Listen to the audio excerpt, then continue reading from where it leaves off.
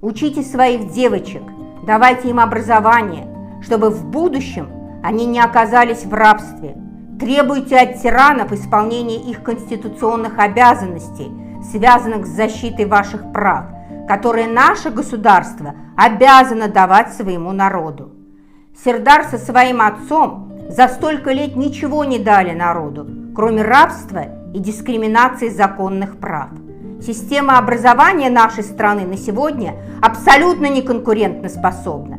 Харамдак и Сердар уничтожают все, к чему просто прикасаются. Да, это очень трудно, когда наши молодые женщины уезжают, у них проблемы с паспортами, а ты со своим отцом, как два паразита в организме нашего народа, которые никак не насытитесь, пожирая все изнутри. Вы растаскиваете нашу страну, не даете ничего нашим людям.